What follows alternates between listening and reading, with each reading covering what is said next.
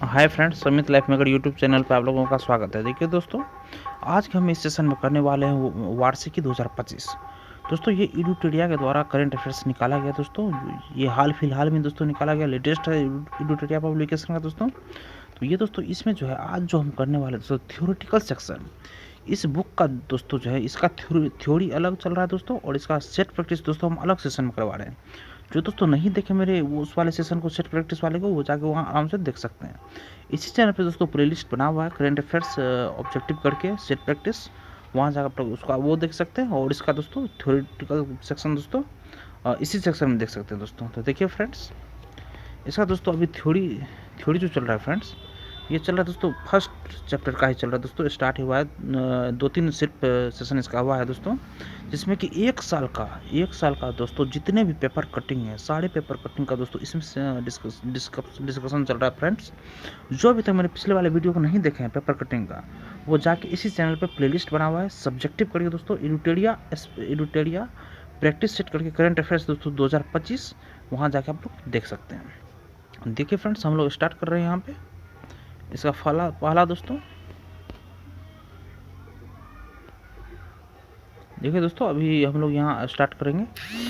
इसमें है दोस्तों टाटा। देखिए friends, Tata consulting engineers limited, Tata consulting engineers limited TCEL project management company है। 5 मंडप है दोस्तों, नृत्य मंडप। देखिए दोस्तों, नृत्य मंडप, रंग मंडप, सभा मंडप, प्रार्थना मंडप और कीर्तन मंडप। देखिए दोस्तों, ये है आपको राम मंदिर जो अयोध्या का बना है उसी से रिलेटेड है दोस्तों। इससे पिछले वाले दोस्तों वीडियो में पिछले पेज में दोस्तों इसका 2-4 लाइन करवाए हुए हैं दोस्तों। ये है उसी का दोस्तों नेक्स्ट पॉइंट है दोस्तों, कि इसमें दोस्तों 5 मंडप है फ्रेंड्स। एक है नृत्य मंडप, दूसरा है रंग मंडप, तीसरा सभा मंडप, चौथा प्रार्थना मंडप और 5वां कीर्तन मंडप फ्रेंड्स।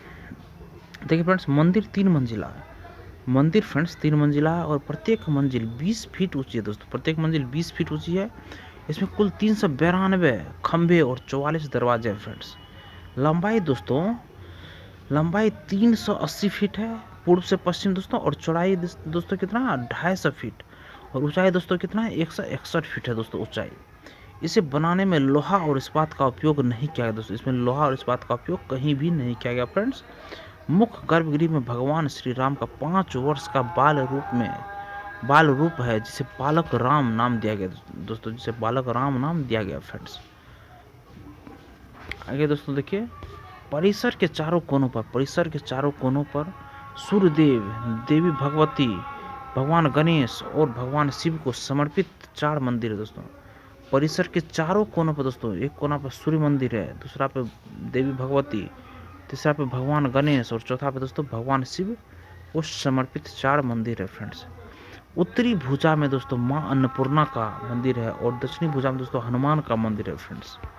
अन्य प्रस्तावित मंदिर जैसे महर्षि वाल्मीकि का, महर्षि वशिष्ठ का, महर्षि अगस्त का, निषाद राज, माता सबरी, जटायु और देवी अहिल्या को समर्पित है फ्रेंड्स। नोट में देखिए दोस्तों, भगवान राम की 3 मूर्तियों का निर्माण अरुण योगीराज। देखिए फ्रेंड्स, भगवान राम की 3 मूर्तियों का निर्माण अरुण योगीराज, सत्यनारायण पांडे और गणेश भट्ट ने किया है दोस्तों। अरुण योगीराज द्वारा निर्मित 51 इंच की मूर्ति को प्राण प्रतिष्ठा के लिए चुना गया दोस्तों। 51 इंच की मूर्ति को प्राण प्रतिष्ठा के लिए चुना गया दोस्तों, अरुण योगीराज का। इस मूर्ति की ऊंचाई कितनी है दोस्तों, याद रखिएगा 51 इंच। नेक्स्ट फ्रेंड्स देखिए, भारत रत्न कर्पूरी ठाकुर दोस्तों। देखिए फ्रेंड्स, 100वें जन्मदिन पर कर्पूरी ठाकुर के 100वें जन्म वर्ष की पूर्व संध्या पर भारत सरकार ने स्वर्गीय श्री कर्पूरी ठाकुर को भारत रत्न से सम्मानित करने की घोषणा की फ्रेंड्स। इनके बारे में देखिए फ्रेंड्स, इनका जन्म 24 जनवरी 1924 को पितौजिया गांव अब कर्पूरी ग्राम समस्तीपुर में हुआ, और 17 फरवरी 1988 को उनका निधन हो गया था दोस्तों। जननायक के नाम से लोकप्रिय और सामाजिक न्याय के प्रबल समर्थक रहे दोस्तों। सोशलिस्ट पार्टी के उम्मीदवार के रूप में उन्होंने 1952 में ताजपुर विधानसभा सीट से जीत हासिल की थी दोस्तों। 1952 ईस्वी में ताजपुर विधानसभा सीट से जीत हासिल की थी फ्रेंड्स। 2 बार बिहार के मुख्यमंत्री के रूप में कार्य किया था दोस्तों कर्पूरी ठाकुर। एक क्या था दोस्तों, 22 दिसंबर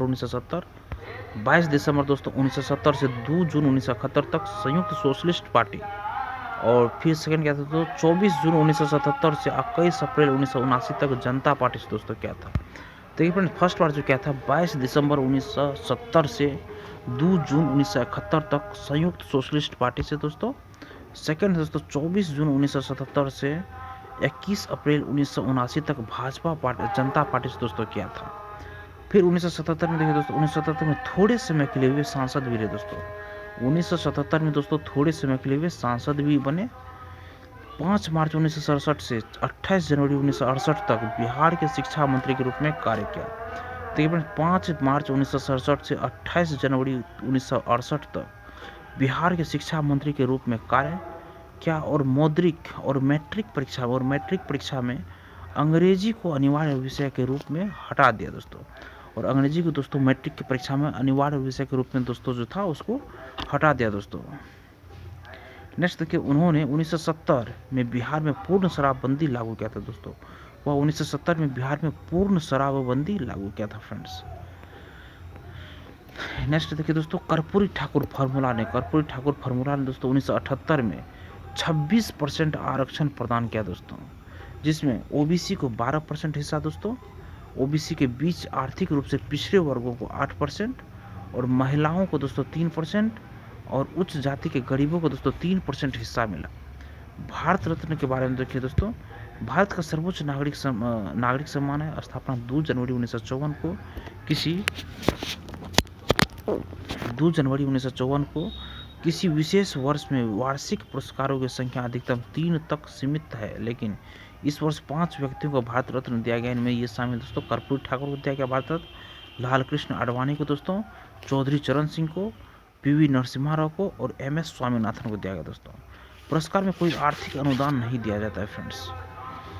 नेक्स्ट देखिए दोस्तों, मानव प्रयास के किसी भी क्षेत्र में असाधारण सेवा या उच्चतम दोस्तों।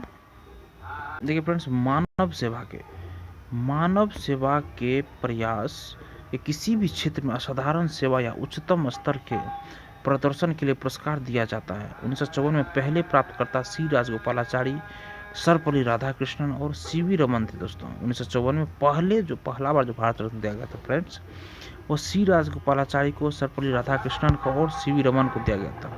कर्पूरी ठाकुर भारत रत्न पाने वाले 49वें व्यक्ति है दोस्तों। कर्पूरी ठाकुर भारत रत्न पाने वाले 49वें व्यक्ति है फ्रेंड्स। नेक्स्ट देखिए दोस्तों, भारत रत्न लाल कृष्ण आडवाणी के बारे में देखिए दोस्तों। श्री लाल कृष्ण आडवाणी को 50वें भारत रत्न सम्मान से सम्मानित करने की घोषणा की गई दोस्तों।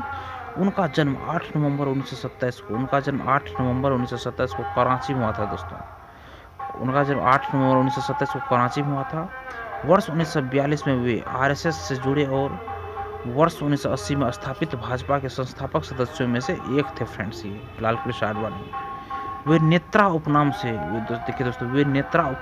एक नियमित सिनेमा कॉलम भी लिखते थे दोस्तों। आपातकाल के दौरान उन्हें बेंगलोर में गिरफ्तार कर लिया गया दोस्तों। उन्होंने 1979 में द पीपल बेट्रेड पुस्तक लिखी दोस्तों। इनकी आत्मकथा किताब का नाम माई कंट्री माई लाइफ है दोस्तों। माई कंट्री माई लाइफ है फ्रेंड्स। उन्होंने राम मंदिर के लिए समर्थन पाने के लिए सोमनाथ से अयोध्या तक रथ यात्रा शुरू की थी। यह यात्रा 25 सितंबर 1990 को शुरू हुई थी दोस्तों। इस यात्रा के दौरान वे 22 अक्टूबर 1990 की रात को समस्तीपुर में गिरफ्तार किए गए दोस्तों। 6 दिसंबर 1992 को रथ यात्रा ने अयोध्या में प्रवेश किया दोस्तों। देखिए 6 दिसंबर 1992 को रथ यात्रा ने अयोध्या में प्रवेश किया, जिसके बाद बाबरी मस्जिद का विध्वंस हुआ दोस्तों। 6 दिसंबर 1992 को उनके नेतृत्व में कुछ अन्य यात्राएं, जनादेश यात्रा, भारत सुरक्षा यात्रा, स्वर्ण जयंती रथ यात्रा और भारत उदय यात्रा, ये सब निकाला गया था दोस्तों। नेक्स्ट देखिए दोस्तों, राजनीतिक करियर इसका जो है लाल कृष्ण आडवाणी का राजनीतिक करियर फ्रेंड्स। 1967 से 1970 तक दिल्ली महानगर परिषद के अध्यक्ष चुने गए दोस्तों। 1967 से 1970 तक दिल्ली महानगर परिषद के अध्यक्ष चुने गए। अप्रैल 1970 में जनसंघ सीट से राज्यसभा के लिए चुने गए दोस्तों। वो अप्रैल 1970 में जनसंघ सीट से राज्यसभा के लिए सदस्य चुने गए फ्रेंड्स। और उसके बाद देखिए दोस्तों, देखिए फ्रेंड्स, इसका जो राजनीतिक करियर है 1967 से 1970 तक दिल्ली महानगर परिषद का अध्यक्ष रहे। 1970 में जनसंघ सीट से राज्यसभा के लिए चुने भी गए दोस्तों। और 1972 में भारतीय जनसंघ के अध्यक्ष और 1986 में भाजपा के अध्यक्ष बने दोस्तों। 1986 में ये भाजपा के अध्यक्ष बने। 1977 में जनता पार्टी सत्ता में आई और वह केंद्रीय सूचना और प्रसारण मंत्री बने और राज्यसभा में सदन के नेता भी चुने गए दोस्तों। 1989 में पहली बार नई दिल्ली सीट से 9वीं लोकसभा के लिए निर्वाचित हुए दोस्तों। वे 7 बार लोकसभा के, 1 बार नई दिल्ली से और 6 बार गांधीनगर सीट से और 4 बार राज्यसभा के सदस्य बने फ्रेंड्स। 4 बार राज्यसभा के सदस्य बने। नेक्स्ट है दोस्तों, देखिए 2002 से 2004 तक भारत के 7वें उप प्रधानमंत्री के रूप में कार्य किया दोस्तों।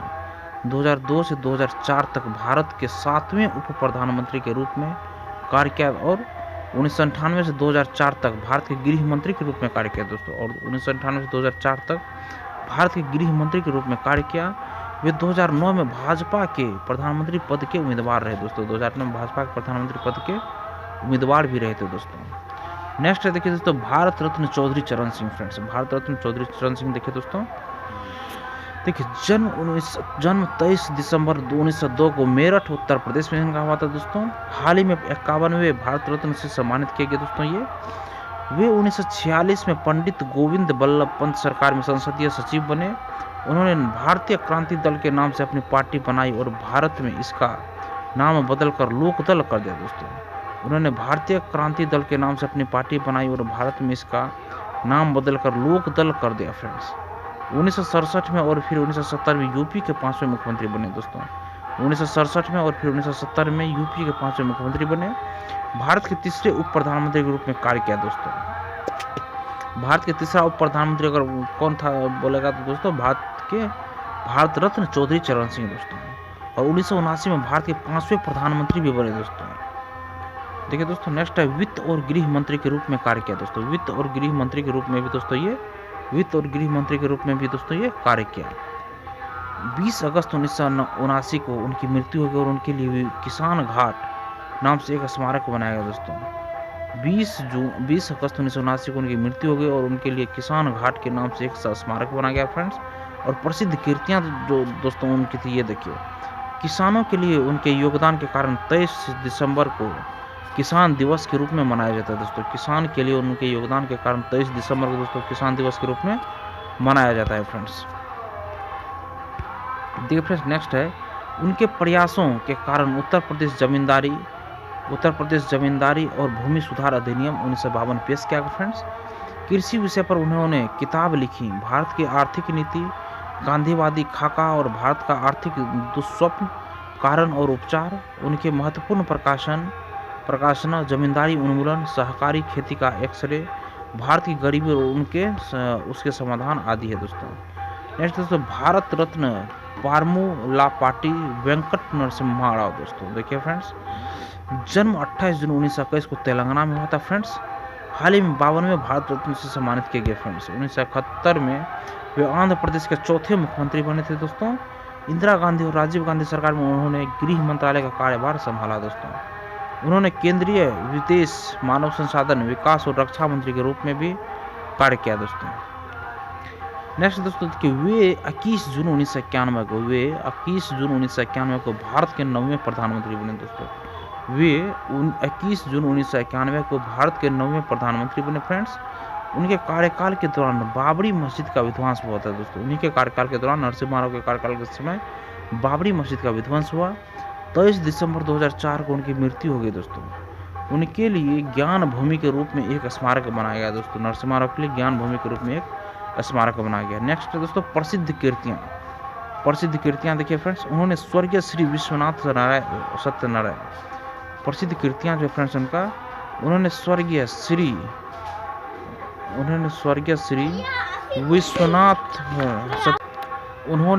श्री विश्वनाथ सत्यनारायण के प्रसिद्ध तेलुगु उपन्यास वेई पदागलु का हिंदी अनुवाद सहस्त्रफान प्रकाशित किया था दोस्तों। उनकी आत्मकथा दी इनसाइडर 1998 में प्रकाशित हुई। एलपीजी सुधार पेश किए थे दोस्तों, नरसिम्हा राव ही एलपीजी सुधार पेश किए थे फ्रेंड्स। नेक्स्ट देखिए दोस्तों, नेक्स्ट जो है देखिए फ्रेंड्स, उन्होंने स्वर्गीय श्री विश्वनाथ सत्यनारायण के प्रसिद्ध तेलुगु उपन्यास वेई पदागलु का हिंदी अनुवाद सहस्त्रफान प्रकाशित किया दोस्तों। उनकी आत्मकथा दी इनसाइडर 1998 में प्रकाशित हुई फ्रेंड्स। एलपीजी सुधार उसी ने पेश किए थे। 1992 में नेशनल स्टॉक एक्सचेंज की स्थापना भी उन्हीं ने किए थे। और उनके कार्यकाल के दौरान 73वां 74वां संविधान संशोधन पारित हुआ था दोस्तों। नेक्स्ट देखिए दोस्तों, भारत रत्न एम.एस. स्वामीनाथन। भारत रत्न एम.एस. स्वामीनाथन दोस्तों देखिए 7 अगस्त 1925 को फ्रेंड्स, 7 अगस्त 1925 को जन्म और 28 सितंबर 2023 को निधन हो गया दोस्तों। 7 अगस्त 1925 को जन्म और 28 दिसंबर 2023 को दोस्तों उनका निधन हो गया एम.एस. स्वामीनाथन का फ्रेंड्स। हाल ही में 53वें भारत रत्न सम्मानित किए गए दोस्तों। 53वें भारत रत्न से सम्मानित किए गए। भारत में हरित क्रांति के जनक के रूप में एम.एस. स्वामीनाथन को ही दोस्तों जाना जाता है। इसके द्वारा देखिए संबंधित तथ्य जो है 1961 से 72 भारतीय कृषि अनुसंधान संस्थान के निदेशक रहे। 1972 से 1989 तक भारतीय कृषि अनुसंधान परिषद के महानिदेशक दोस्तों। 1989 से 1980 कृषि मंत्रालय के प्रधान सचिव रहे फ्रेंड्स। फिर 1982 में दोस्तों अंतर्राष्ट्रीय चावल अनुसंधान संस्थान IRRI के महानिदेशक के रूप में नियुक्त किया गया फ्रेंड्स। नेक्स्ट देखिए दोस्तों 2004 में राष्ट्रीय किसान आयोग के अध्यक्ष भी रहे दोस्तों। 2004 में राष्ट्रीय किसान आयोग के अध्यक्ष रहे दोस्तों। और 2007 से 2013 राज्यसभा में संसद सदस्य के रूप में कार्य किया दोस्तों। 2007 से 2013 राज्यसभा में संसद सदस्य के रूप में कार्य किया दोस्तों। फिर देखिए अंतर्राष्ट्रीय स्तर पर सम्मान दोस्तों, अंतर्राष्ट्रीय स्तर पर सम्मान देखिए फ्रेंड्स 1971 में दोस्तों इन्हें रेमन मैग्सेसे पुरस्कार मिल चुका है फ्रेंड्स। और 1986 में फ्रेंड्स अल्बर्ट आइंस्टीन विश्व विज्ञान पुरस्कार मिला। 1986 में दोस्तों अल्बर्ट आइंस्टीन विश्व विज्ञान पुरस्कार मिल चुका है। और 1987 में दोस्तों प्रथम विश्व खाद्य पुरस्कार के विजेता भी हैं। और 1994 UNEP सासाकावा पर्यावरण पुरस्कार भी मिला है। और 1999 यूनेस्को महात्मा गांधी स्वर्ण पदक मिला है। और 2002 में दोस्तों Franklin D Roosevelt for freedom medal भी दोस्तों इन्हें मिल चुका है। नेक्स्ट देखिए राष्ट्रीय स्तर पर जो इनको सम्मान मिला है दोस्तों, राष्ट्रीय स्तर पर ये देखिए 1961 में फ्रेंड इसे SS भटनागर पुरस्कार मिल चुका है दोस्तों। और 1967 में दोस्तों पद्मश्री मिल चुका है। और 1972 में दोस्तों पद्म भूषण मिल चुका है। और 1989 में पद्म विभूषण मिल चुका है दोस्तों। देखिए 61 में दोस्तों SS भटनागर पुरस्कार मिल चुका है। 1967 में दोस्तों पद्मश्री मिल चुका है। 1972 में दोस्तों पद्म विभूषण मिल चुका है। और 1989 में पद्म विभूषण दोस्तों मिल चुका है इन्हें।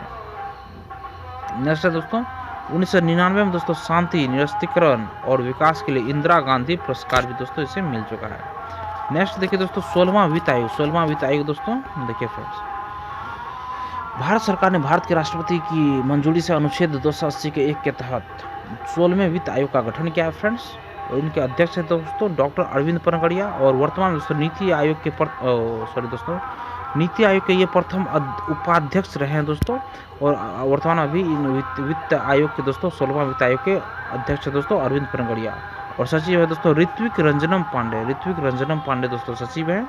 और सदस्य देखिए दोस्तों अजय नारायण झा, सौम्या कांति घोष, एनी जॉर्ज मैथ्यू एवं मनोज पांडा दोस्तों ये सब क्या है सदस्य हैं दोस्तों वित्त आयोग के। और कार्य क्षेत्र देखिए दोस्तों इसका क्या क्या है। वित्त आयोग का मुख्य कार्य केंद्र और राज्य सरकारों की वित्तीय स्थिति का मूल्यांकन करना। और नेक्स्ट देखिए इसके अतिरिक्त केंद्र एवं राज्य के बीच करों के बंटवारे की सिफारिश करना। और राज्यों के बीच इन करों के वितरण को निर्धारित करने वाले सिद्धांत का निर्धारण करना। भारत की संचित निधि से राज्यों को सहायता और अनुदान के नियंत्रण करने वाले सिद्धांतों की स्थापना करना। और नोट में देखिए दोस्तों आयोग आपदा प्रबंधन के वित्त पोषण की वर्तमान व्यवस्था की भी समीक्षा करेगा और उस पर उचित सिफारिश करेगा फ्रेंड्स। नेक्स्ट देखिए दोस्तों 15वें वित्त आयोग के अध्यक्ष NK सिंह थे दोस्तों। 15वें के NK सिंह थे। और इसकी अवधि 2020 से 21 से 2025-26 तक थी दोस्तों।